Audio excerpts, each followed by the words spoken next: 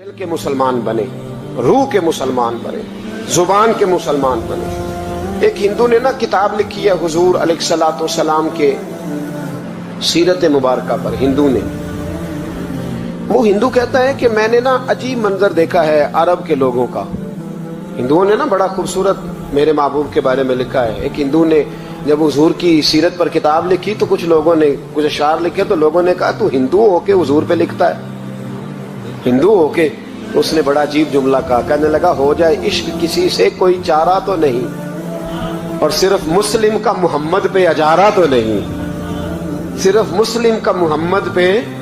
اور پھر کہنے لگا نام و نسب سے اگرچہ ہندو ہوں پر کملی والے میں تیرا سادھو ہوں, کملی والے میں تیرا سادھو, میں تو ساتھ دیوانہ ہوں یا رسول اللہ آپ کا.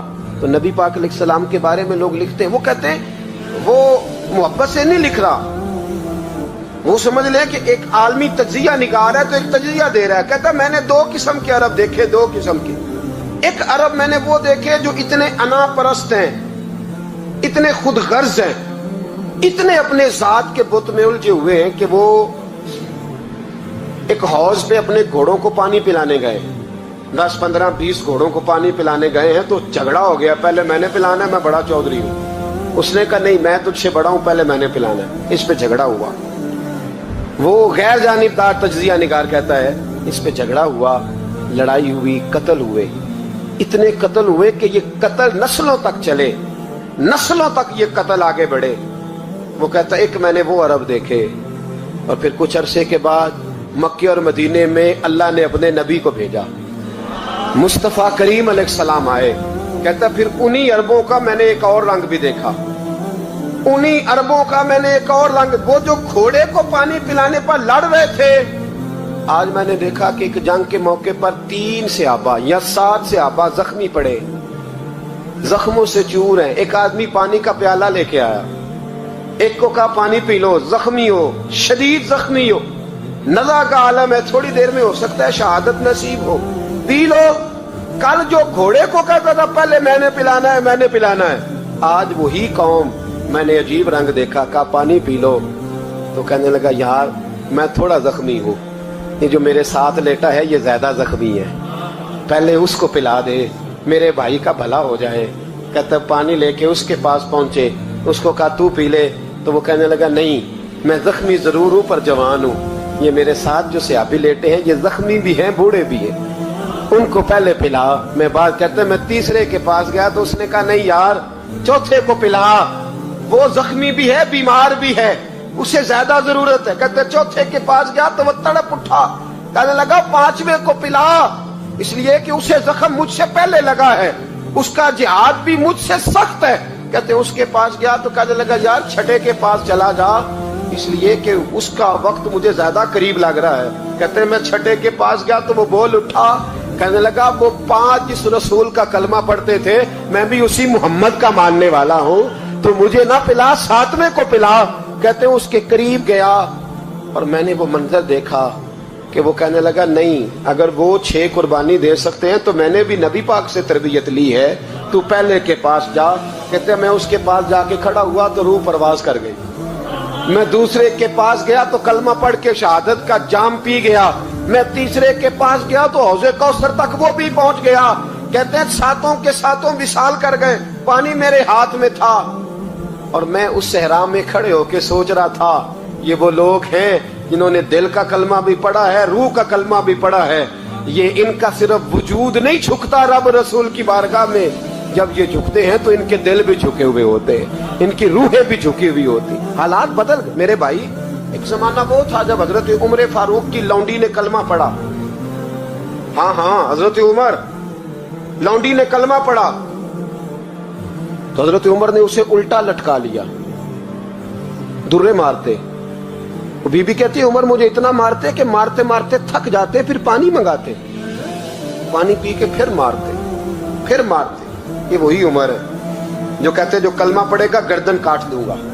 یہ وہی عمر ہے جو کوئی غریب مسکین قریب نہیں پھٹک سکتا تھا, لونڈی کو دروں سے مارتے. وہی عمر کلمہ پڑھ گئے. اور پہلے تو ایک قبیلے کے سردار تھے نا بھائی, پہلے ایک قبیلے کے سردار تھے, تو उल्टा लटका के मार। चाहिए था ना जब अमीरुल मोमिनीन बनते ज्यादा सख्त हो जाते और इनके अंदर सख्ती आती, और अमीरुल मोमिनीन बन गए। 24 लाख मुरब्बा मील पर हुकूमत, 24 लाख मुरब्बा मील का हुक्मरान, चेहरे पे नकाब पहना। कंजुल उम्माल में रवायत मौजूद, वही उमर जो कल गरीब औरत को दुर्रों से मारते हैं, वही उमर। इनकलाब आ गया, सोच बदल गई, निगाह और दिल मुसलमान हो गए। उमर गुजर रहे हैं, एक घर से बच्चों के रोने की आवाज आई, चेहरे पे नकाब पहने उमर रुक गए। अफला गुलाम साथ था, कहने लगे पता कर कोई मसला है। दरवाजे पे दस्तक दी, बीबी तेरे बच्चे क्यों रोते हैं? कहने दौड़ जाओ, कौन होते हो, तुम्हें क्यों बताऊं? गरीब हर एक को नहीं दास्तान बताएं। अभी एक जमात आ गई, मुझे बताओ मैं हल करूंगा। फिर दूसरा आ गया जख्म टटोलने, मुझे बताओ मैं किस किस के सामने जख्म खोले, किस किस को बताएं। बीबी कहने लगी जा दौड़ जा। दर्जनों आते हैं, रोज पूछते हैं, पूछ के तू भी जा, आधी रात को तू कौन है? हजरत उमर मिन्नत करने लगे, कहने लगे बीबी तेरी मेहरबानी बता तेरे बच्चे क्यों रोते हैं? तो औरत तड़प के बोली, कहने लगी तू नहीं जाता तो सुन, फिर मेरे बच्चों की गलती ये है कि ये गरीब भी हैं और यतीम भी हैं। इनकी गलती है कि इनका बाप चला गया है, इनकी गलती ये है मैंने गरीब घरों में परवरिश पाई है, इनकी गलती ये है कि इनका दादा रईस नहीं था, इनकी कोताही ये है कि इनका नाना जागीरदार नहीं था, इनकी गलती ये है कि इनकी माँ जहेज में कुछ लेके नहीं आई। और क्या पूछना है? हजरत उमर कहने लगे बहन माजरा क्या है? कहने लगी बाप इंतकाल कर गया। उमर जब से हुक्मरान बना है इस गांव में कभी उसने फेरा ही नहीं डाला, वो आया ही नहीं। मेरी गरीबनी के बच्चे सारी सारी रात भूख से रोते, वो कभी आया ही नहीं, ये गलती है। पहले तो मैं कुछ ना कुछ इनको खुश्क रोटी खिला देती थी, आज तो घर में कोई शय नहीं। शाम से लेकर पानी और रोड़े हंडिया में डाले हैं, पकाती जाती हूँ। कहा था चलो सो जाएंगे, पर भूख बड़ी जालिम है, नींद भी नहीं आने दे। सब रोगां दा रोग मोहम्मद, जिसका नाम गरीबी कंड वला के लंघ जाते नी दोस्त यार करीबी। कब भूख बड़ी जालिम है, पेट भूखा हो तो ये भी नहीं आती। सोचती थी सोच अब तहज्जुद का वक्त है पर सोते नहीं। अब बताओ मैं क्या करूं? उमर तो 24 लाख मुरब्बा मील का हुक्मरान है, इस कच्ची बस्ती में कैसे फेरा डालेगा? हजरत उमर दौड़े गए, 60 साल उम्र, कंधे पे अनाज का थैला रखा, कंधे पे। गुलाम कहते हुजूर मुझे दे दे, फरमाया बता कयामत में भी मेरा बोझ उठाएगा? हजरत उमर लाए। फिर उमर ने उस बीबी के घर में चिराग रोशन किया। फिर बूढ़े उमर कहते मेरी बेटियां थी, मेरी बीवियां थी, मैंने खाना कभी नहीं पकाया था। मैंने उस बीबी से कहा बहन तू बैठ जा, तो बैठ गई। उमर कहते मैंने आग जलाई। आपके गुलाम कहते हैं जब उमर आग में फूंके मारते थे तो उनकी दाढ़ी से धुआं निकलता था। उमर ने आग जलाई।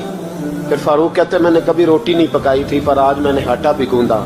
24 लाख मुरब्बा मील का हुक्मरान। और भाई जब तेरा दिल और नजर मुसलमान होती है तो फिर तू झूठे दावे नहीं करता, फिर दीन तेरे लफ्जों में, जुमलों में, तकरीरों में नहीं रहता।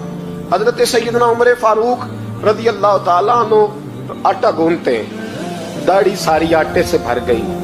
फिर उमर फारूक रोटियां पकाते तो हाथ जलते। फिर सालन पकाया, फिर उमर ने दस्तरखान बिछाया। फिर वो छोटे छोटे बच्चों का उमर ने मुंह धुलाया। फिर फारूक आजम रोटी के लुक़्मे उनके मुंह में डालते और रोते, कहते बेटो उमर को पता नहीं चला कि तुम भूखे थे। बेटियों उमर को खबर नहीं थी, उमर से नाराज तो नहीं हो? छोटे छोटे बच्चे कहते हमें तो पता भी नहीं उमर कौन है, आप क्या बात। फिर उनको उमर फारूक ने खिलाया। फिर फारूक आजम शहर में बैठ गए, उनको हंसाते रहे। गुलाम कहते हुजूर अब क्या करते हो? फरमाया जो मेरी वजह से रोए थे उन्हें खुश ना करूं। फिर उस बीबी की तरफ मुतवज्जे हुए, कहने लगे अगर उमर नहीं आया तो आप ही खबर कर देती। बीबी कहने लगी ड्यूटी उमर की है खबर लेने की, मेरी नहीं है कि मैं जाके बताऊं, मैं क्यों बताऊं? हजरत उमर कहने लगे चल उमर को माफ कर दे। कहने लगी उसे क्या माफ करना है, मैं तो दुआ करती हूँ अल्लाह उसे हटा दे और आपको बना दे। मेरी दुआ है कि वो चला जाए आप आ जाएं। फरमाया अगर मैं बन जाऊं तो उमर को माफ कर दोगी? कहा हाँ कर दूंगी। हजरत उमर ने चेहरे से नकाब उतारा, फरमाया बीबी मैं उमर ही हूँ, तूने देखा नहीं था या तेरी दुआ मकबूल हो गई। वो बीबी कहने लगी आपके सामने इतनी जली कटी सुनाई। फरमाया बस एक वादा कर, अगर तूने उमर को यहाँ माफ कर दिया है तो वहां भी माफ कर देना। वहां भी सवाल, शर्त ये है तेरा दिल कितना मुसलमान है। हमारा ये हाल है, हम जुमलों के मुसलमान, लफ्जों के मुसलमान, हम अपने आप को खींच खांच के मस्जिद में ला के 2-4 रखते भी पढ़ ही लेते, पर दिलो निगाह अगर मुसलमान नहीं तो फिर कुछ भी नहीं। देखे ना कितने आला लफ्ज है हदीस में। नबी पाक ने फरमाया मैं उसे अपना मोमिन ही नहीं मानता। सहाबा कहते हैं पूछने लगे थे किसे, तो हुजूर ने दूसरा बार फिर कह दिया, फरमाया मैं अल्लाह की कसम उसे मोमिन नहीं मानता। तीसरा जुमला पूछने लगे तो हुजूर ने फिर बोल दिया, फरमाया मैं नहीं मोमिन मानता। हुजूर किसे? फरमाया जो खुद तो पेट भर के खाए और उसका पड़ोसी भूखा सो जाए। 3 दफा हुजूर ने कहा मैं मोमिन ही नहीं मानता। इतनी मर्जी तस्बीह पढ़े तो ना मर्जी रब रब कहे। तो मेरे भाई याद रखे, रहमतुल्लाह अलैह दरवेश थे दिल्ली के, बहुत सारे लोग मुरीद थे। एक बड़ा खिदमत गुजार मुरीद था, मजदूरी करता था, गरीब था, तो 6 बेटियां थी उसकी। हजरत साहब के पास रोज आके कहता हुजूर बच्चियों के लिए दुआ करें, अल्लाह कोई असबाब पैदा कर दे। एक बच्ची की शादी का खर्चा 1000 दिनार है और मैं गरीब हूं। हजरत साहब दुआ कर देते। खानका शरीफ के थोड़े ही फासले पर, हजरत जहां बैठ के मुरीदों की तरबियत करते थे, उससे थोड़ा ही फासले पर ना एक ईसाई रहता था, बड़ा मालदार था, बड़ी सारे ऊंट, गायें, भेड़, बकरियां रखी हुई थी, और हजरत शरफुद्दीन रहमतुल्लाह अलैह की बड़ी मुखालफत करता था। और ये जो आपका गरीब मुरीद था, ये उसका पड़ोसी था। एक दिन बुला के ना उनको कहने लगा कि तू किधर जाके जो है वो टकरे मार रहा है, वहां तुझे कुछ नहीं मिलने वाला। वो तुझे क्या देंगे जिनकी खानका खुद चंदे पे चलती है, मदरसा चंदे पे चलता है, मस्जिद चंदे पे चलती है, तेरी बेटी का मामला कहां हल होगा? तो उस दरवेश ने कहा कि तू मेरे पीर को नहीं जानता, तू अजय मेरा महबूब नहीं डिठा, तो पता नहीं ना, तू इस रास्ते का मुसाफिर नहीं, तू नहीं जानता। उनका बस चले ना तो वो हर कीमत में मेरी बेटियों की शादी करा दे। अब वो ईसाई था, कहने लगा अच्छा चलो ठीक है, अगर इतनी बात है ना तो जाओ उनसे जाके कह दो कि 6 साल के लिए मेरे साथ मुआहदा कर ले, तो मेरे जानवरों को चारा डाल दिया करे, 6 साल ड्यूटी करे, मैं 6000 दिनार दे देता हूं। वो मेरे साथ 6 साल मेरे जानवरों को चारा डाले रखते हैं ना, अब चारा डालने के लिए एडवांस पैसे दे के। अब तो लोग उन्हें भी गुलाम ही बना लेते हैं, बड़ी थोड़ी तनख्वाह देते हैं, जुल्म करते हैं, पूरा मुआवजा नहीं देते। हजरत शेख शरफुद्दीन के बारे में वो कहने लगा जो अपने पीर से जाके कह के मेरे जानवरों को 6 साल चारा डाले, मैं 6000 दे देता हूं, तू जो कहता है हर कीमत पे जाने को तैयार है। उसने जब ये बात की तो मुरीद ने नाराज हो गया, वो लड़ाई हो गई, गिरबान पकड़ लिया, झगड़ा हुआ, बात बड़ी दूर गई। इस तरह की बात करता मेरे हजरत के बारे में, तेरे जैसे कई मैं वहां काम पे रखा दूं।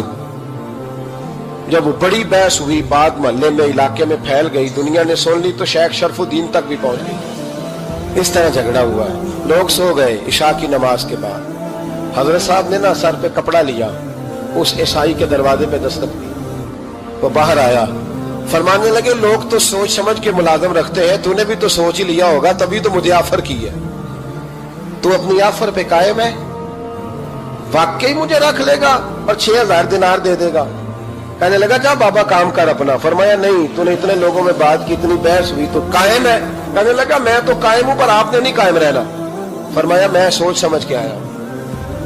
उसने कहा आप ड्यूटी करेंगे, भैंसों को चारा डालेंगे? फरमाया एक शर्त, बस जब अजान हो जाए ना तो मुझे रब की नमाज पढ़ने की इजाजत दे देना, बाकी सुबह शाम जो तू कहेगा। अगर उस गरीब की बेटियां ब्याही जाए तो मुझे और क्या चाहिए? उसकी 6 बेटियों का बोझ है उसके सर पे, तू मुझे रख ले। अल्लाह अकबर। वो कहने लगा चले पे मेरे साथ खते बंदगी कर ले। आजकल हम स्टाम्प करते हैं, उस जमाने में खते बंदगी होता था, गुलामी का खत, काजी शहर के पास, यानी उसका ख्याल था कि चलो वो स्टाम्प की बात करूंगा तो भाग जाएंगे। फरमाया चल मैं तैयार हूं। काजी तक गए, तय हो गया, 6000 दिनार दे दिए। हजरत ने मुरीद को बुलाया, फरमाया पुत्र ये ले जा मेरी बेटियों को रवाना कर दे। कहने लगा हुजूर ये क्या कर रहे हो आप, कुछ सोचे? फरमाया यार जब तुझे बेटा बना लिया तो फिर मेरी पोतियां तो लगती हैं ना, मेरा हक तो बनता है ना, जा जाके ड्यूटी कर, उनको ब्याह दे। बात फैल गई, बादशाह भी अकीदतमंद था, वो 12000 दिनार लेके पहुंचा। क्या बताऊं इन रब के बंदों का दिल कैसा होता है। کیا درد ہوتا ہے، کیا رنگ. 12,000 دینار لے کے بادشاہ آیا اور آگے حضرت کو پیش کیے کہ حضور آپ دیں اس عیسائی کو ڈبل دیں اور جائیں کام کریں.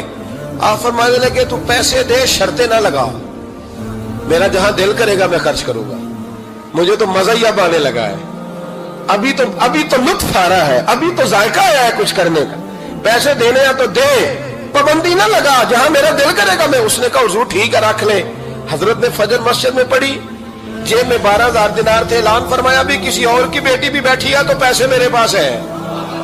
وہ 12,000 دینار بھی بانٹ دیا اور 12,000 دینار بانٹ کے نہ تو پھر چلے گئے کھیت میں چارہ کاٹنے. اس عیسائی کو کسی نے بتلایا کہ ان کے پاس تو 12,000 آیا ہے پر تجھ سے جان نہیں چھڑائی انہوں نے. وعدہ یہ ہوا تھا کہ 6 دیں گے تو جائیں گے، جب تک دیں گے نہیں تیرے گھر میں کام کریں گے. وہ نہ چارہ کاٹ رہے تھے، حضرت صاحب تو وہاں پہنچ گیا، دور جا کے کھڑا ہو گیا، کہنے لگا بابا پہلے تو میں نے مسلمانوں کے اخلاق سنے تھے، اب تو میں نے دیکھ بھی لیے، پر یہ بتا جب 12,000 آیا تھا جان کیوں نہیں چھڑائی؟ تو حضرت چارہ کاٹتے کاٹتے رو پڑے. فرمانے لگے تو نہیں نہ جانتا یہ بیٹیاں سانجھی ہوتی ہیں، پتہ نہیں نا، میرے رسول پاک نے تو حاتم تائی کی بیٹی کے سر پہ کپڑا رکھ کے کہا تھا بیٹیاں برابر ہوتی ہیں. تو یہ نہیں پتا جب اس کی 6 بیٹیوں کی شادی ہوئی ہے میرے اندر روحانیت کتنی بڑی ہے. فرمایا پھر 12,000 آیا ہے تو 2-4 بچیاں پھر گئی ہیں، تو یہ نہیں پتا میں اندر سے راضی کتنا ہوں، میں تیری نوکری کرتا رہوں گا، پتہ نہیں اللہ کتنی بیٹیوں کو بیاہ دے گا. اتنا رویا وہ عیسائی کے پیروں میں بیٹھ گیا، کہنے لگا بابا میں نے تیری مخالفت کی ہے پر تیرے قریب آ کے پتہ چلا ہے تو بہت اونچے اخلاق کا مالک ہے، اور اگر تیرا یہ مقام ہے تو تجھے اخلاق سکھانے والے محمد عربی کی شان کتنی ہوگی. ظالم کی بولیے جاتے نہیں لوگ جھوٹے گواہ بن کے. وکیل صاحب کو نہیں پتا ہوتا کہ یہ بندہ مجرم ہے جو میرے پاس آیا، کیا مجرموں کے وکیل نہیں ہوتے؟ بولے تو اس کو پتہ نہیں ہوتا وکیل صاحب کو کہ یہ صاحب مجرم ہے، میرے پاس مقدمہ لے کے آئے. اور اگر بے ادبی نہ ہو جائے تو میرا خیال ہے قاضی عدالت کو بھی پتہ ہوتا ہے کہ مجرم کون ہے اور مظلوم. میرے نبی پاک صلی اللہ علیہ وسلم نے اس قدر زیادہ سختی فرمائی اس مسئلے میں. فرمایا جس کو پتا تھا کہ فلاں آدمی ظالم ہے، ظلم کر رہا، پھر وہ ظالم کا گواہ بنا یا اس نے ظالم کی مدد کی، کتنی کی؟ شارحین لکھتے ہیں چاہے اس نے ایک جملہ بول کے کی، چاہے ایک، سارے بولیے، چاہے ایک غریب کو اس نے ظلم کیا تو کہتے ہیں علاج یہ سی، چاہے ایک جملہ بول کے کی. شارحین اس حدیث کی شرح میں لکھتے ہیں ایک جملہ بول کے چاہے مدد کی. جس بندے نے کسی ظالم کی مدد کی کسی مقدمے میں یا کسی صورت میں اور اسے پتا تھا یہ ظالم ہے، میرے نبی پاک صلی اللہ تعالیٰ علیہ وسلم فرماتے ہیں اگر اس نے مدد کی، ابھی ظالم کی بات نہیں ہو رہی، ظالم کے مددگار کی بات ہو رہی، اگر کسی نے ظالم کی مدد کی تو حضور فرماتے ہیں خدا بھی اس سے بری و ذمہ ہے، رسول بھی اس سے بری و ذمہ ہے. سنبھال کے رکھے اپنی نمازیں، قربانیاں، حج، زکوٰۃ سنبھال کے رکھے. اگر ظالموں کا مددگار ہے، الیکشن آ لینے دے، آپ کو نظر آ جائے گا کون کون ظالموں کا مددگار ہے، نظر آ جائے. اپنی جیب سے لوگ پیسے دے کے ظالموں کی مدد کریں گے، ان کے فلیکس چھپوائیں گے، بورڈ لگوائیں گے، جیبوں سے پیسے دیں گے. ہم نے خود آگ لگائی ہے چمن میں اپنے، بے سبب گردشی ایام کو الزام نہ دو، ہم نے خود نور کا ظلمت سے کیا ہے سودا، کر کے توہین سہل